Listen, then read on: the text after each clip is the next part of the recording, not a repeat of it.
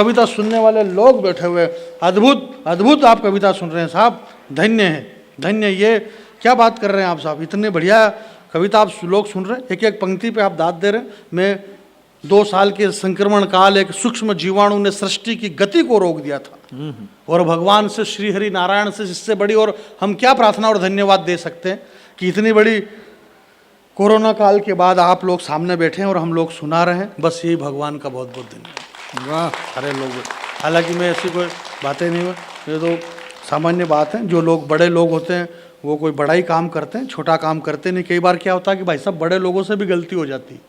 पिछले हमारे राम का बहुत प्यारा गीत सुनाया, राम, भगवान राम की बात पे मेरे को बात याद आ गई, बहुत साल पुरानी बात है, शायद आप भी उस समय नहीं रहे होंगे।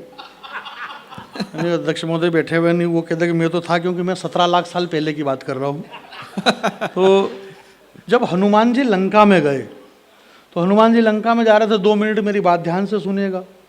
हनुमान जी जब लंका में गए, उन्हें भूख लगी तो उन्होंने अशोक वाटिका में से फल खाए, तरु तोरे फल खाए, वृक्ष उखाड़े, अशोक वाटिका तहस नहस कर दी। मेघनाथ आया, उनको बांध के ले गया, सादा ब्रह्मास्त्र कपिमन कीन विचार, जो न भ्रम सर मानव महिमा मिटे अपार। हनुमान जी को रावण के सामने पेश किया। रावण ने कहा, बोले देखो हनुमान, तुमने एक गलती कर दी है। बोले क्या गलती भाई? बोले तुम ज्ञानियों में अग्रज हो। हनुमान तुम ज्ञानी हो, तुम्हें इतना ध्यान होना था, तुम्हें भूख लगी थी तो फल तोड़ के खा लेना था। ये वन विभाग वाले तुम पे केस करेंगे। तुमसे बहुत नाराज है वन विभाग वाले। बोले मैंने वन विभाग वालों का क्या बिगाड़ा? बोले ये वृक्ष तुमने क्यों उखाड़े? अशोक वाटिका में जो तहस नहस कर दिया, सारे फल फाल तोड़ तोड़ा के, शाखाएं सब तोड़ दी तुमने। तुमको भूख लगी थी, 2-4 फल खा लेना था, ये वृक्ष क्यों उखाड़े? हनुमान जी ने कहा, बोले सही बात है, गलती तो हो ही गई।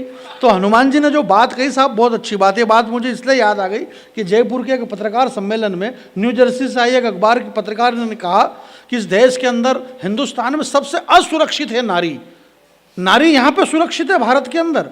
तब मैं कहना चाहता हूँ, हनुमान जी ने कहा कि देखो रावण, ये वृक्ष मैंने इसलिए उखाड़े क्योंकि इस वृक्ष के, अशोक वाटिका के इस अशोक वृक्ष के नीचे ये जो मेरी माँ जानकी बैठी हुई है, इस माँ की आंखों से अविरल आंसू बहते हैं।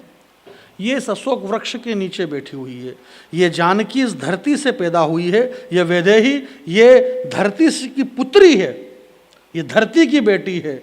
और इसी अशोक वाटिका में ये जितने वृक्ष खड़े हुए हैं, ये भी इस धरती से पैदा हुए हैं, इसलिए ये सारे वृक्ष इस धरती के पुत्र हैं। और ये वृक्ष इस सीता के भाई हैं।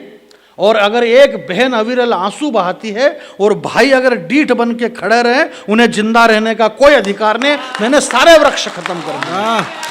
ये संस्कार तो हिंदुस्तान के ही हो सकते हैं। इस हिंदुस्तान के अंदर बहन कितनी सुरक्षित हो सकती है, जहां आमिष भोगी एक पक्षी माता जानकी की सम्मान की रक्षा के लिए अपने प्राणों का उत्सर्ग कर सकता है। ये वो हिंदुस्तान है मेरे भाई। धन्य धन्य धरा, जहां की शक्ति भक्ति और स्वाभिमान कभी बिका नहीं। और धन्य था वो शूरवीर राणा, जिसकी ताकत के आगे अकबर तक टिका नहीं। क्या फौलादी सीना था उस राणा का, टकरा कर तीर सीने में टूट जाते थे। और ही नहीं नाता था जब चेतक, तो मुगलों के छक्के छूट जाते थे। और ऐसा भगवा उड़ाया राणा ने हल्दी घाटी में कि सूर्यदेव भी छिप गए गगन पर। और आदमी तो आदमी, एक घोड़े ने जान दे दी वतन पर। जिस देश में एक घोड़ा तक प्राणों की आहुति दे दे, इससे प्यारा और श्रेष्ठ देश तो कहां हो सकता है। रोटरी क्लब के प्यारे लोगों, 4 लाइन सुनिएगा और मुझे विदा करना। मैंने ये कहा कि चुराए थे जो बेर हमने साथ में, पता नहीं कि वो बम में बदल चुके हैं। और यार रमतू काका,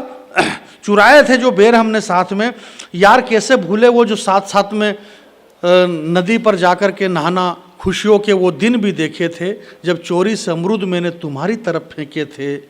और पत्तों की सरसराहट से जब रमतू काका जाग गया, उस वक्त तू मेरे हिस्से के अमरूद लेकर के भाग गया।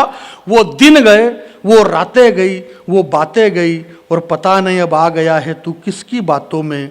बारूद लेकर के बैठा है अमरूद वाले हाथों में। उम्र में तू बहुत छोटा था, तेरी मौसी के घर से ही लौटा था।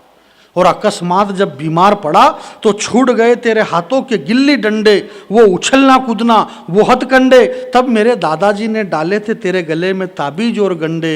मेरे घर वालों ने तेरे नाम पर कितना संताप किया था, और जाहिल तुझे पता ही नहीं, मेरी माँ ने तेरे नाम पर कई बार महामृत्युंजय का जाप किया था।